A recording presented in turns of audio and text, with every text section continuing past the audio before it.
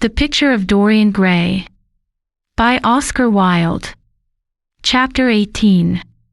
The next day he did not leave the house, and, indeed, spent most of the time in his own room, sick with a wild terror of dying, and yet indifferent to life itself. The consciousness of being hunted, snared, tracked down, had begun to dominate him. If the tapestry did but tremble in the wind, he shook. The dead leaves that were blown against the leaded panes seemed to him like his own wasted resolutions and wild regrets. When he closed his eyes, he saw again the sailor's face peering through the mist-stained glass, and horror seemed once more to lay its hand upon his heart. But perhaps it had been only his fancy that had called vengeance out of the night and set the hideous shapes of punishment before him. Actual life was chaos, but there was something terribly logical in the imagination. It was the imagination that set remorse to dog the feet of sin. It was the imagination that made each crime bear its misshapen brood. In the common world of fact, the wicked were not punished, nor the good rewarded. Success was given to the strong, failure thrust upon the weak. That was all. Besides, had any stranger been prowling round the house, he would have been seen by the servants or the keepers. Had any footmarks been found on the flower beds, the gardeners would have reported it. Yes, it had been merely fancy. Sybil Vane's brother had not come back to kill him. He had sailed away in his ship to founder in some winter sea. From him, at any rate, he was safe. Why, the man did not know who he was, could not know who he was. The mask of youth had saved him. And yet, if it had been merely an illusion, how terrible it was to think that conscience could raise such fearful phantoms, and give them visible form, and make them move before one. What sort of life would his be if, day and night, shadows of his crime were to peer at him from silent corners, to mock him from secret places, to whisper in his ear as he sat at the feast, to wake him with icy fingers as he lay asleep? As the thought crept through his brain, he grew pale with terror, and the air seemed to him to have become suddenly colder. Oh! In what a wild hour of madness he had killed his friend! How ghastly the mere memory of the scene! He saw it all again. Each hideous detail came back to him with added horror. Out of the black cave of time, terrible and swathed in scarlet, rose the image of his sin. When Lord Henry came in at 6 o'clock, he found him crying as one whose heart will break. It was not till the third day that he ventured to go out. There was something in the clear, pine-scented air of that winter morning that seemed to bring him back his joyousness and his ardor for life. But it was not merely the physical conditions of environment that had caused the change. His own nature had revolted against the excess of anguish that had sought to maim and mar the perfection of its calm. With subtle and finely wrought temperaments it is always so. Their strong passions must either bruise or bend. They either slay the man, or themselves die. Shallow sorrows and shallow loves live on. The loves and sorrows that are great are destroyed by their own plenitude. Besides, he had convinced himself that he had been the victim of a terror-stricken imagination, and looked back now on his fears with something of pity and not a little of contempt. After breakfast, he walked with the Duchess for an hour in the garden and then drove across the park to join the shooting party. The crisp frost lay like salt upon the grass. The sky was an inverted cup of blue metal. A thin film of ice bordered the flat, reed-grown lake. At the corner of the pine wood he caught sight of Sir Geoffrey Clouston, the Duchess's brother, jerking 2 spent cartridges out of his gun. He jumped from the cart, and having told the groom to take the mare home, made his way towards his guest through the withered bracken and rough undergrowth. "Have you had good sport, Geoffrey?" he asked. "Not very good, Dorian. I think most of the birds have gone to the open. I dare say it will be better after lunch, when we get to new ground." Dorian strolled along by his side. The keen aromatic air, the brown and red lights that glimmered in the wood, the hoarse cries of the beaters ringing out from time to time, and the sharp snaps of the guns that followed, fascinated him and filled him with a sense of delightful freedom. He was dominated by the carelessness of happiness, by the high indifference of joy. Suddenly from a lumpy tussock of old grass some 20 yards in front of them, with black-tipped ears erect and long hinder limbs throwing it forward, started a hare. It bolted for a thicket of alders. Sir Geoffrey put his gun to his shoulder, but there was something in the animal's grace of movement that strangely charmed Dorian Gray, and he cried out at once, "Don't shoot it, Geoffrey. Let it live." "What nonsense, Dorian," laughed his companion, and as the hare bounded into the thicket, he fired. There were two cries heard, the cry of a hare in pain, which is dreadful, the cry of a man in agony, which is worse. "Good heavens! I have hit a beater," exclaimed Sir Geoffrey. What an ass the man was to get in front of the guns. "Stop shooting there," he called out at the top of his voice. "A man is hurt." The head keeper came running up with a stick in his hand. "Where, sir? Where is he?" he shouted. At the same time, the firing ceased along the line. "Here," answered Sir Geoffrey angrily, hurrying towards the thicket. "Why on earth don't you keep your men back? Spoiled my shooting for the day." Dorian watched them as they plunged into the alder clump, brushing the lithe swinging branches aside. In a few moments they emerged, dragging a body after them into the sunlight. He turned away in horror. It seemed to him that misfortune followed wherever he went. He heard Sir Geoffrey ask if the man was really dead, and the affirmative answer of the keeper. The wood seemed to him to have become suddenly alive with faces. There was the trampling of myriad feet and the low buzz of voices. A great copper-breasted pheasant came beating through the boughs overhead. After a few moments, that were to him, in his perturbed state, like endless hours of pain, he felt a hand laid on his shoulder. He started and looked round. "Dorian," said Lord Henry, "I had better tell them that the shooting is stopped for today. It would not look well to go on." "I wish it were stopped forever, Harry," he answered bitterly. "The whole thing is hideous and cruel." "Is the man—" He could not finish the sentence. "I am afraid so," rejoined Lord Henry. "He got the whole charge of shot in his chest. He must have died almost instantaneously. Come, let us go home." They walked side by side in the direction of the avenue for nearly 50 yards without speaking. Then Dorian looked at Lord Henry and said, with a heavy sigh, "It is a bad omen, Harry, a very bad omen." "What is?" asked Lord Henry. "Oh, this accident, I suppose." "My dear fellow, it can't be helped. It was the man's own fault. Why did he get in front of the guns? Besides, it is nothing to us. It is rather awkward for Geoffrey, of course. It does not do to pepper beaters. It makes people think that one is a wild shot. And Geoffrey is not, he shoots very straight. But there is no use talking about the matter." Dorian shook his head.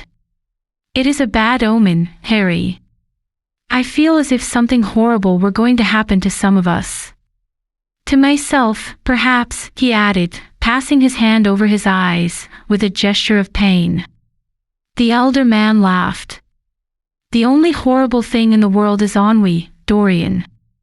That is the one sin for which there is no forgiveness. But we are not likely to suffer from it unless these fellows keep chattering about this thing at dinner. I must tell them that the subject is to be tabooed. As for omens, there is no such thing as an omen. Destiny does not send us heralds. She is too wise or too cruel for that. Besides, what on earth could happen to you, Dorian? You have everything in the world that a man can want. There is no one who would not be delighted to change places with you. There is no one with whom I would not change places, Harry. Don't laugh like that. I am telling you the truth. The wretched peasant who has just died is better off than I am. I have no terror of death. It is the coming of death that terrifies me. Its monstrous wings seem to wheel in the leaden air around me. Good heavens! Don't you see a man moving behind the trees there, watching me, waiting for me? Lord Henry looked in the direction in which the trembling gloved hand was pointing. Yes, he said, smiling, I see the gardener waiting for you. I suppose he wants to ask you what flowers you wish to have on the table tonight. How absurdly nervous you are, my dear fellow. You must come and see my doctor when we get back to town. Dorian heaved a sigh of relief as he saw the gardener approaching. The man touched his hat, glanced for a moment at Lord Henry in a hesitating manner, and then produced a letter, which he handed to his master. Her Grace told me to wait for an answer, he murmured. Dorian put the letter into his pocket. Tell Her Grace that I am coming in, he said, coldly. The man turned round and went rapidly in the direction of the house. How fond women are of doing dangerous things, laughed Lord Henry. It is one of the qualities in them that I admire most. A woman will flirt with anybody in the world as long as other people are looking on.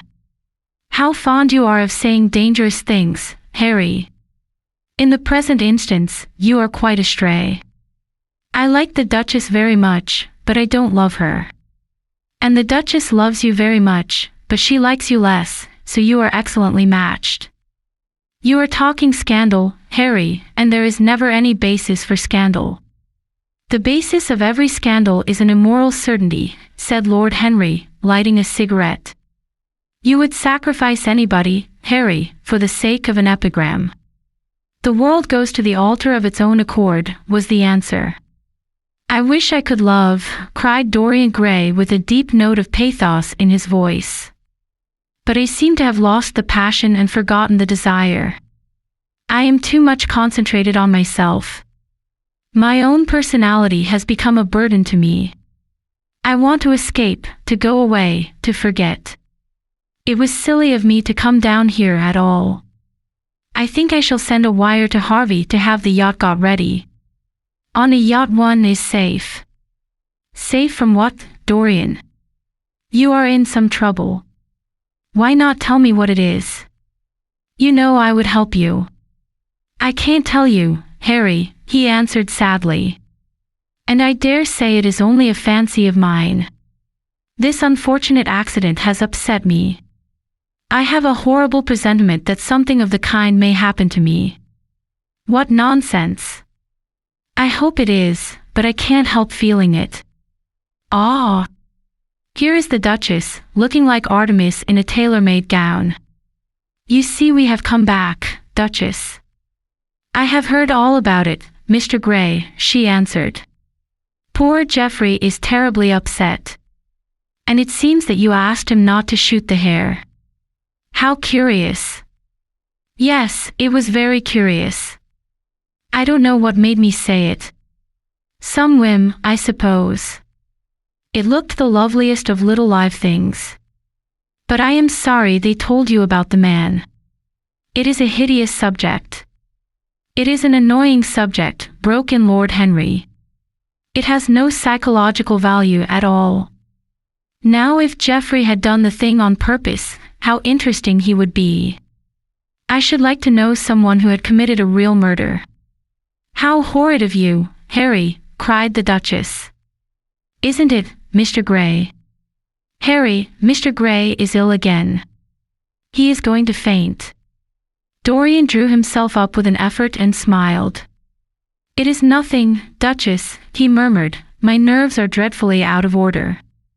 That is all. I am afraid I walked too far this morning.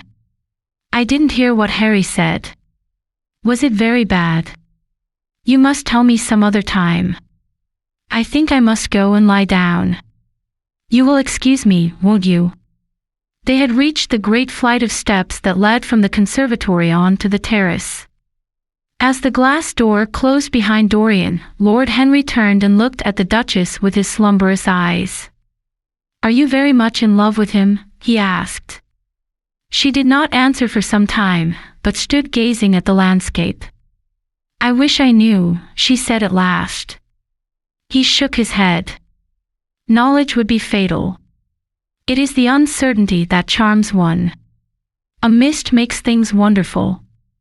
One may lose one's way. Always end at the same point, my dear Gladys. What is that? Disillusion. It was my debut in life, she sighed. It came to you crowned. I am tired of strawberry leaves. They become you. Only in public. You would miss them, said Lord Henry. I will not part with a petal. Monmouth has ears. Old age is dull of hearing. Has he never been jealous? I wish he had been. He glanced about as if in search of something. What are you looking for? She inquired. The button from your foil, he answered. You have dropped it. She laughed. I have still the mask. It makes your eyes lovelier, was his reply. She laughed again. Her teeth showed like white seeds in a scarlet fruit. Upstairs, in his own room, Dorian Gray was lying on a sofa, with terror in every tingling fiber of his body. Life had suddenly become too hideous a burden for him to bear. The dreadful death of the unlucky beater, shot in the thicket like a wild animal, had seemed to him to prefigure death for himself also. He had nearly swooned at what Lord Henry had said in a chance mood of cynical jesting. At 5 o'clock he rang his bell for his servant and gave him orders to pack his things for the night express to town, and to have the brougham at the door by 8:30. He was determined not to sleep another night at Selby Royal. It was an ill-omened place. Death walked there in the sunlight. The grass of the forest had been spotted with blood. Then he wrote a note to Lord Henry, telling him that he was going up to town to consult his doctor and asking him to entertain his guests in his absence. As he was putting it into the envelope, a knock came to the door, and his valet informed him that the head keeper wished to see him. He frowned and bit his lip. Send him in, he muttered, after some moments' hesitation. As soon as the man entered, Dorian pulled his checkbook out of a drawer and spread it out before him. I suppose you have come about the unfortunate accident of this morning, Thornton, he said, taking up a pen. Yes, sir, answered the gamekeeper. Was the poor fellow married? Had he any people dependent on him? Asked Dorian, looking bored. If so, I should not like them to be left in want, and will send them any sum of money you may think necessary. We don't know who he is, sir. That is what I took the liberty of coming to you about. Don't know who he is? Said Dorian, listlessly. What do you mean? Wasn't he one of your men? No, sir. Never saw him before. Seems like a sailor, sir. The pen dropped from Dorian Gray's hand, and he felt as if his heart had suddenly stopped beating. A sailor? He cried out. Did you say a sailor? Yes, sir. He looks as if he had been a sort of sailor, tattooed on both arms, and that kind of thing. Was there anything found on him? Said Dorian, leaning forward and looking at the man with startled eyes. Anything that would tell his name? Some money, sir, not much, and a 6-shooter. There was no name of any kind. A decent-looking man, sir, but rough-like. A sort of sailor, we think. Dorian started to his feet. A terrible hope fluttered past him. He clutched at it madly. Where is the body? He exclaimed. Quick! I must see it at once. It is in an empty stable in the home farm, sir. The folk don't like to have that sort of thing in their houses. They say a corpse brings bad luck. The home farm. Go there at once and meet me. Tell one of the grooms to bring my horse round. No. Never mind. I'll go to the stables myself. It will save time. In less than a quarter of an hour, Dorian Gray was galloping down the long avenue as hard as he could go. The trees seemed to sweep past him in spectral procession, and wild shadows to fling themselves across his path. Once the mare swerved at a white gate-post and nearly threw him. He lashed her across the neck with his crop. She cleft the dusky air like an arrow.